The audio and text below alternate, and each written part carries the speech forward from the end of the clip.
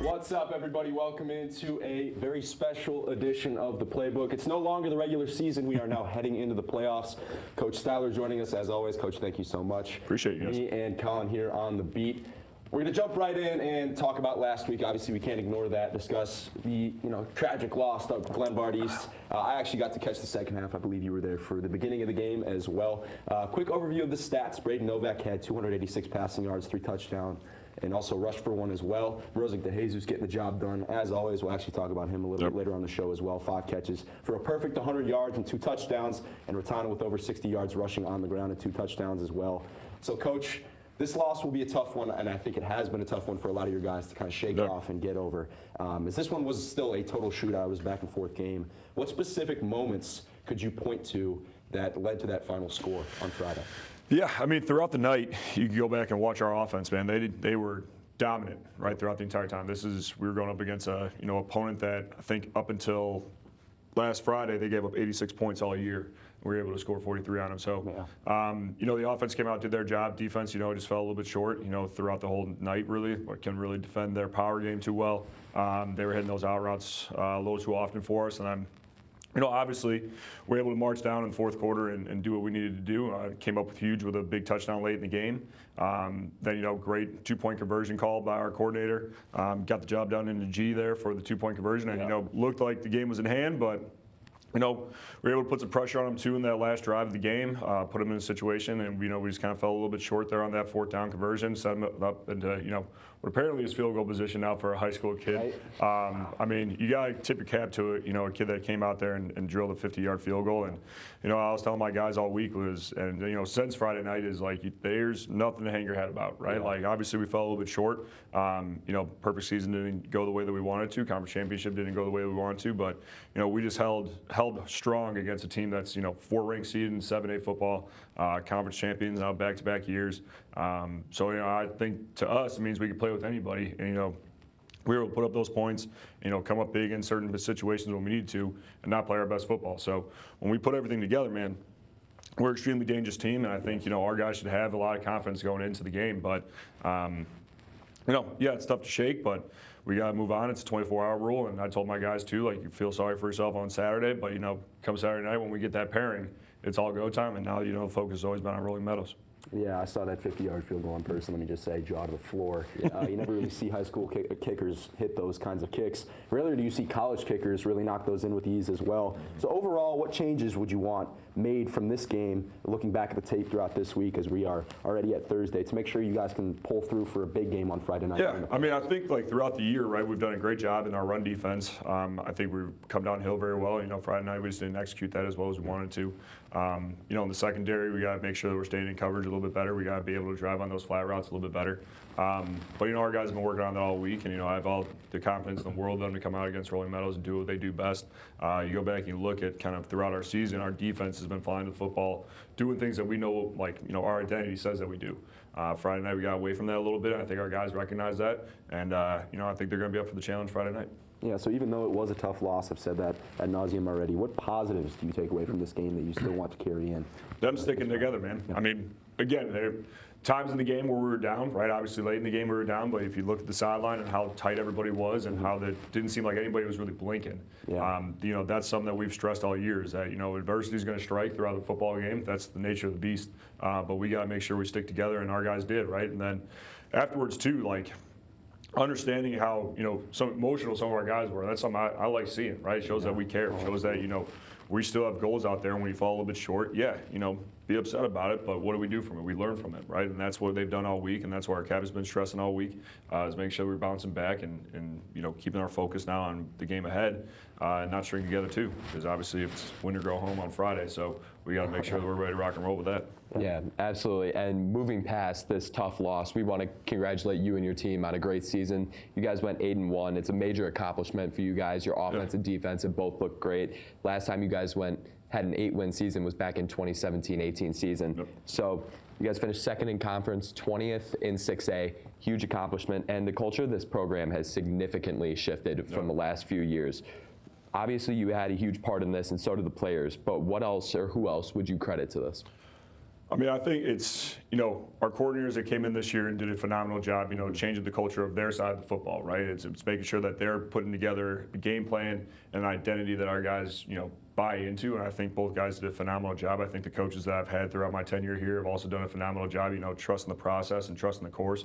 I think our junior Bulldog program, too, has done a phenomenal job, supporting our program, and, we're trying to build the best relationship possible to keep those kids in our district and to make sure, that they are proud to become Bulldog football players when they get to high school. I think our administration has done a phenomenal job. Mr. Torres, our athletic director, Dr. Skinkus, our superintendent, has done a phenomenal job supporting us and supporting my vision for what this thing's going to be. But, I think this year it's the players, right? I think they're the ones who, took it upon themselves to really want to change the course and change, what this school thinks about football, what this community thinks about football.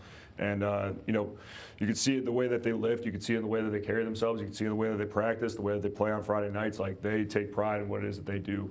And it's showing. And the amount of, texts, calls, emails, stopping on the street, stopping in the grocery store, for people in the community, just how proud they are of what we're doing. I got to give a lot of credit to, everybody involved. It's not just, my vision, or it's not just, a couple coaches' visions. It's everybody that's involved with this thing. And, kudos to you guys, too, on bringing, light to what we do and the amount of people that come out and reach out, like, that maybe can't attend the Friday night game, but they sit there and say, hey, I've been watching the RBTV broadcast, what those guys do up there. So it's a collective effort in this school, this community, to really bring this thing up. We hope to keep it going, but it's all the credit in the world. So the program that we had this year, and all the guys that bought into what it is that we're trying to sell. Yeah, no, and something I'm going to say, it's a lot of fun watching you guys get down to the weight room, banging on the doors to get in. It's definitely a sight to see. But Coach, season's not over yet, but so far, have you had a favorite memory? Shoot, man. It's put you on the spot. Yeah, it is very on the spot. I mean, it's hard to pick one, man. It's been such a special season. I think one of my favorite memories, and some that, talk about the culture of our program, early on in the summer, we do meetings throughout the summer, right? Like, after we'll show up, we'll get our lift in, we'll do some meetings, we'll go out to the field, we'll get our practice done, right? And, during those meetings, we talk a lot about, like, obviously what's going to install in the offense, what's being installed in defense, but we spend a significant amount of time talking about, like, what football means to us and, like, what the culture is with this program. There was one day that we asked our guys to, like, truly be vulnerable about, like, what football means and what this family means to them. We had some guys step up and talk about the impact that this game has had on them. And I think from that moment on, our team really came together and started realizing that, like, hey, it doesn't matter if you're a senior, right, a 3-year starter like Damian Nieves, or you're a sophomore that's being called up to bound varsity like Charlie Jicka, man. Like, we're all in this thing together. And what they shared that day, I think, set the tone for, how they're going to buy into the system together and, how they're going to fight for each other day in, day out. And, when you look at some of the games that we've had, why we've been able to pull them out is because our guys have stuck together. And I think that was a huge accomplishment for our guys, and I think that was really a big moment for us this season. Yeah, definitely. And we're going to shift in a little bit. We're going to talk about some of the players on your team, some big contributors on both sides of the ball. Starting with the offense, we're going to look into Bubba Novak a little bit, who had 81 completions on 121 attempts this year, 1,400 yards, 21 touchdowns. Also with 31 carries for 204 yards and 2 touchdowns. Stat there. Yeah, it is a sneaky stat there. And Ratana, 77 carries for 527 yards and 11 touchdowns. And you can't forget Xavier with 23 catches, 551 yards and 13 touchdowns. Your offense moved the ball extremely well against the tough Glenbard East defense. Absolutely. What have you been most proud of the offense for? I think the way they've come together, man, like that, just that entire offensive unit, it's just, every guy is ready for whatever their number is called. I mean, when you look across the board, like, we have weapons, doesn't matter where you look, there's a guy that's going to be able to threaten you, right? You can't just try to take away the run game, because obviously we got, 5, 6, 7 dynamic guys out there that can, make plays with the football. You can't really worry about the pass game, because obviously we got a couple 1-2 punches back there with Jacob, G, obviously Bubba now showing you that, with our quarterbacks we can run a little bit. But the offensive line, too, the way that they've come together as a unit, and that's a young offensive line. We have one senior that starts on that offensive line. The way they've come together, the way they bought into the system, and the way they fight for each other, just that collective unit as a whole has been doing something special this year. So very proud of them. Yeah, and I would say my favorite moment for the game, watching Bubba get fired up after that rushing touchdown. I mean, he was pumped. Yeah, right there, man. Yeah, so going into the playoffs, Coach, what are some keys to the offense to continue their stellar play? Yeah, I think really it's like, again, establish the run game. That's what every successful offense want to do. And if you look back on, like, our season totals, I think we're one of the most well-balanced offenses in the entire state, right? I think we're right around 1,200 yards, both offense or rushing and passing. Shows you what we can do, and if we have to establish the run game early and make sure they respect that, tightens up the box a little bit, and obviously we got some big playmakers on the outside that opens it up for them a little bit. But I think it's just, again, stay the course. We're not going to do anything crazy that we don't do. We're not trying to get out of the box a little bit. We're going to run our style of football, and if they go out there and execute, it's going to be a great night for them, like it was Friday night. Yeah, definitely. And moving away from the offense now, we're going to talk about the defense a little bit. You guys have some absolute playmakers on this team on the defense. We're going to start with Ren with 26 solo tackles, 29 assisted tackles, 2 interceptions, 2 forced fumbles, 1 fumble recovery, and 1 safety. Also, I want to throw in there, he did block a kick. He did block the kick. So I Block wanted kick, to block throw it the in. punt. Yeah, he's got a couple of them. Yeah, and then we're going to slide into Luke here. 23 solo tackles, 28 assisted tackles, 4 tackles for loss, 2 interceptions, and 1 fumble recovery. And then Brian Rimpilla, 26 solo tackles, 51 tackle assists, and 1 fumble recovery. The defense has played great in 6 out of 9 games, holding teams to 20 points or less. What areas did the defense thrive this year? I mean, I think we just got athletes across that board, right? Like, we may not be the biggest up front, but, I mean, our front line is strong as heck, man. Like, if you look at what Boo was able to do, what Meatball was able to do, right? Miguel in there, what Ben's able to do in his first year playing football. Like, we're not going to be, just these massive bodies that are going to stop people, but we're going to be athletic out there. And I think that's something that we've been able to do very well. We're able to run, with the football field, it's 53 and a 30-yard, man, and we're able to cover all of it.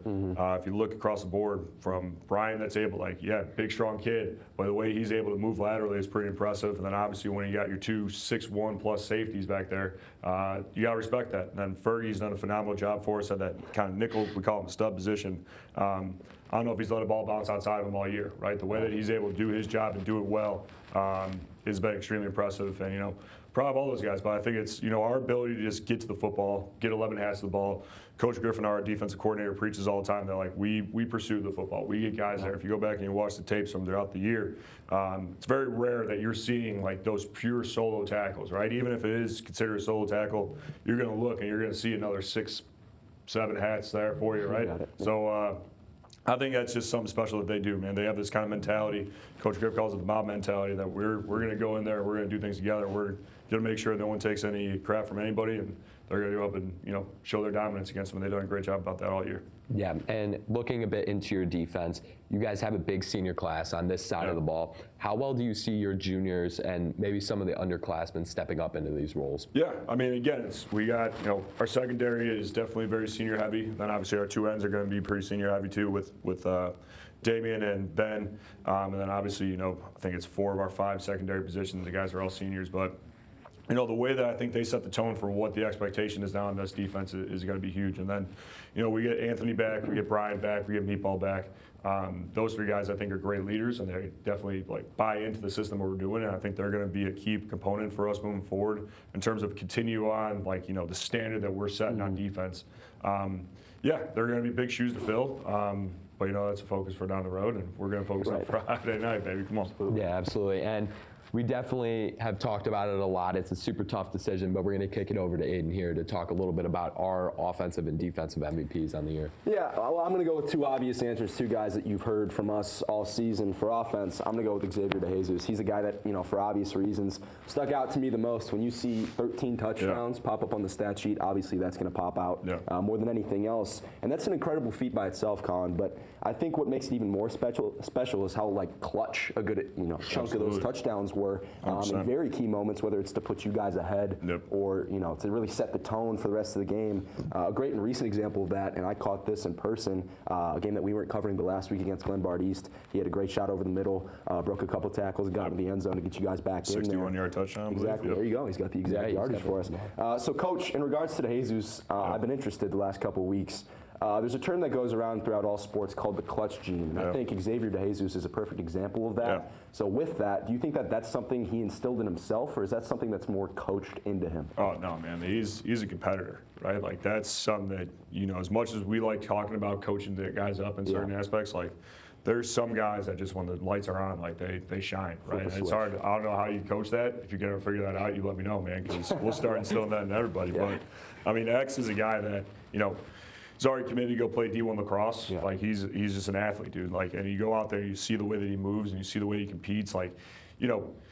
he kind of works in the dark a little bit too, right? He's not going to be the super rah-rah guy, but like when his number's called, man, he's got to make a play for you. And I think, Friday night obviously came up huge for us. Obviously that big 61-yard touchdown. Then if you watch that kind of, go-ahead drive that we had there late in the fourth quarter, I mean, we were targeting him and we were looking for him. He had a couple, underneath routes that were able to help him out too. We had a couple of hitches out there on the sideline, and then obviously that set up for a big play down the line or down the sideline to score that touchdown to put us ahead a little bit.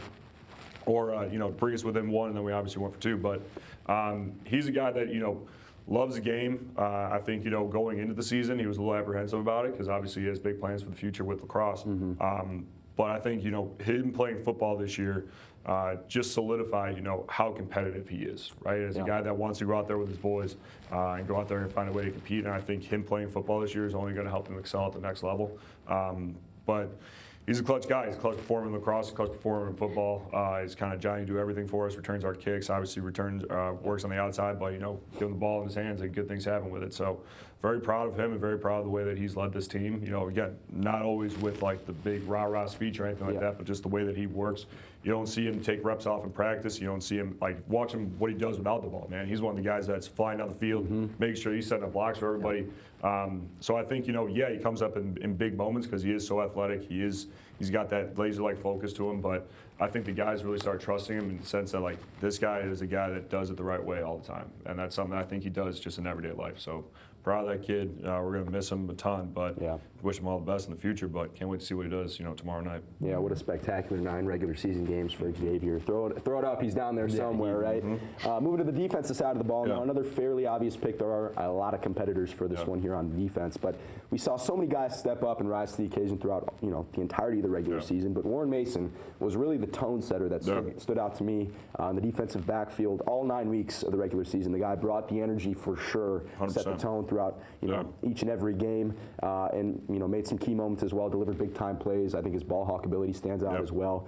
He's always around that ball, and he's an even bigger spark plug. So how much of his hyper attitude, so to speak, was ingrained in him, or is that similar to Xavier, just who he is as a player? No, I think that's him, man. Again, I think that's a kid that just loves football, right? Loves everything about the game, and that's something that we've seen that for a long time now, just the way that he attacks it. I mean, go down and watch them in the weight room and the way that, this offseason, he knew that, this team, this program was destined for what we did better than what we did last year. And he was the one that kind of really led that, the way that he operated, right? He was the guy that was taking everybody under his wing down there in the weight room. Just because he knew that he wanted more for this program. And then when you see him go out there and play, it doesn't matter if he's on offense or defense, dude. That guy is intense, and he plays the game the right way. No question. Plays it between the whistles, and he plays hard. And again, we ask him to do a whole lot of things, right? He obviously throughout the year he played mostly our free safety position, but we got him. He's going to be the next guy in to make sure that we're in our strong safety position. He's ready to go. He's make sure our nickel is ready to go. He is the guy that knows kind of everything on our defense, and we can put him in a bunch of different spots because we know he's going to be prepared for whatever it is that he's got to do. And again, that kind of mentality that he has, I can't coach it. That's just something that's got to come up within. But he is definitely a spark plug for our team. And I think, even in practice last night, he's the guy that we turn to make sure, hey, we got to bring the tone up a little bit, got to bring the energy up. And he's always the one that kind of takes it upon himself because that's just the kind of guy he is. And proud as hell of that guy, and can't wait to see what he does in the future, man. Absolutely. 2 spectacular players on the offensive and defensive sides of the ball. Don't let that overshadow how good the team was as a whole this entire season, though. Obviously, 8-1 is a huge accomplishment. Now, we are going to look forward to the highly anticipated playoff matchup at home on Halloween. Couldn't be higher stakes, quite honestly, versus Rolling Meadows. Colin, I'm going to kick it over to you to start talking about it. Well, so we're going to talk a little bit about the poll and the team's reaction to it. I know you guys were set up at Hustle Hard watching the show. What was the team's reaction to this poll? I mean, I think our guys were ready for whatever, right? I think that's kind of, we obviously have no control over who we get to play on that night. But our guys, are ready to go for wherever we get to draw. And obviously it's Rolling Meadows right now. And, they're obviously a very talented team. They've had a tough schedule throughout the year. They're 6-3, lost to 3 very talented teams across the board. So, it's going to be a tough matchup for us. But, I think our guys have always had the mentality that, doesn't matter who we line up against. I think that showed last Friday night. Doesn't matter if you're, defending conference champion. Doesn't matter if you're the big bad 7A school in our conference. We're going to be ready to play for you no matter who you are, no matter who you line up against us. That's just kind of the mentality they've had all year, right? Doesn't matter who you guys got. Doesn't matter what you did against us last year. Doesn't matter what you've done this year. We're going to be ready to play you guys no matter what. And I think that was kind of the mentality. It was more of a show up. All right, that's the guy that we got. Let's go get it. And I think that's, from what I've heard from all the guys, that was their reaction. And I think that's kind of the reaction we've had all week in practice is, let's just go take what's ours. It's going to be at home Friday night. Let's go get a win. Yeah, Business is definitely. business. And Aiden talked a little bit about the environment, how it's on Halloween. You guys are going to get a lot of supporters for this game due to it being a home game. In a big game like this, the majority of your players have not played in an environment like this. How are you going to keep these guys composed and calm when the environment's just... I think our guys have always done a great job of that, right? Like, I think, we've had a couple of great environments so far this year. Anytime we get to play at home, it's a great environment. Yeah. We've done a great job this year of supporting our team. The community's done a great job. The school's done a great job of showing up for us when the game's online. And I think that's something that our guys are going to welcome, right? It's always a great advantage to have that first-round playoff game be at home. Obviously, adding the addition to it being Halloween is going to make it a little bit more fun, a little bit with the zoo action for us. I think it's just, a great opportunity for us to showcase, what this team's about and go out there and handle business. I think our guys like to thrive when, pressure's on a little bit. I think we showed that, last Friday night when if you were there in the stands on that, like it was rocking, right? Like as the guys were moving the ball down the field, no one blinked an eye and they were ready for it. So I think, Friday night's just going to be another opportunity where, lights are going to be bright and that's where we want to showcase it. And, our guys are going to be ready to show out. Yeah, definitely. And now we're going to throw it right back to Aiden to talk a little bit about the Rolling Meadows team. Yeah, well, when this team prepares the right way, guys, and comes ready to play throughout the regular season this year, they absolutely show up in the regular season and in games where they finished on top. They won by an average of 51 points. No. One of their losses came against a very respectable, good Mount Prospect program in which they only lost by 3. So, Coach, what kind of preparation goes into this week? Is there any more sort of, extensive work that goes into a playoff matchup, or is it business as usual, just like the regular season preparation? No, we're creatures of habit. I definitely am. I think most of our team are very much creatures of habit. And, obviously it's a playoff game, and I think everybody understands that, the implications of that it's a win or go home situation. But we're not ones that are going to sit here and try to, change everything up and make this moment feel bigger than what it is, right? I think our guys know how to prepare. We've shown it all year that we can prepare and be ready for whatever just based on our regular given schedule. So we haven't changed much up. The only thing that we changed up was coming in on Sunday minus Saturday, just giving that extra day to kind of recover, see what we got matched up wise. Hard to kind of tell, obviously, Saturday morning on what that was going to look like. Sure. So instead of making, bring our guys in and then bringing them in another day, we gave them the day off Saturday, came in Sunday, did some preparation for it, and then, it's been business as usual throughout the week. So regular Monday, regular Tuesday, regular Wednesday. Today's going to be another regular Thursday, and we're going to go out there and play our game on Friday. But, obviously, you watch film as much as possible. You see as much as possible. I think our guys are, watching a little bit more film than usual to see what their opponent's doing because, again, it's some way that we're not used to playing. We don't have any common opponents that we've played all year, so we haven't really gotten to look at them. Whereas, like, obviously, conference opponents, you kind of see them playing throughout the year where you get a little bit of a feel, whether it's week 3 and you see them playing, that current opponent, and then you see them later down the road. So this one, a little bit more intense because it's a brand new program that we haven't really matched up against ever. But, other than that, that's pretty much been the same.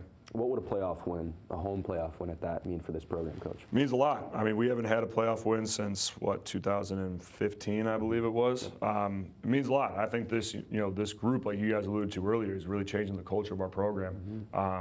But I think a round 1 win, getting over that hump of, I think it's 6 straight, first-round losses, I think that, helps solidify, what this team right here has really done for this program, what this team has done for this school to really solidify, like, things are changing. We're moving in the right direction, and they can really cement their legacy of what they're going to leave on this program with the round 1 win. So lastly, Coach, I'm going to kick it more towards you again. Were there any aspects, and we talk about the culture so much on the show and on our broadcast, but that all starts with you as the head of this program. Were there any aspects of your coaching philosophy or your tendencies, I guess, that you changed this year that helped this team, or have you stuck by the way you've coached up until this point? Yeah, I think it's finding the right guys. It's been kind of trying to find, the right formula of coaches, trying to find the right formula of schemes that's going to fit. And I think, this year our coordinators did a phenomenal job of, drawing up game plans that work for our players. I coach the way that I coach. I do the things that I know how to do. I'm not trying to be anybody else other than me. That's the reason why I got hired here, and that's the reason why I love coaching. So I'm not one that's, new team coming in, you're going to get a new version of me. Like, you're going to see the same me every time. You're going to see kind of the same values that I instill in our program day in and day out. Our pillars haven't changed since I came in here. Our philosophy hasn't changed since I got in here. We just happen, to have a great group of guys that have, finally taken that into account. And, it's I have to remind myself a lot that, Rome wasn't built in a day, and, I want things done now, and I want things done perfect all the time. But, finally getting a group that, again, we've had some great groups throughout the years, but this group, I think, just, really took it and ran with it, and I think they're setting us up for some great success down the road. Yeah, well, the culture has definitely shifted this year out of all years, and you could see it on the field. Coach, what an incredible job you've done this season. I can't credit you enough for that as well. It's been awesome to see. Thank you. Up in the booth whenever we're up there at home, or if we can catch the away games as well. You can just tell there's something about this Bulldogs team that gets them going, Colin. Yeah, absolutely. And that is going to do it here from the home RBTV studio. Bulldogs are looking to survive and advancing in their game against Rolling Meadows. As for RBTV, we'll be up in the booth tomorrow night. I'm Colin Cimino. This is my partner, Aiden Schoeff, and this is RBTV.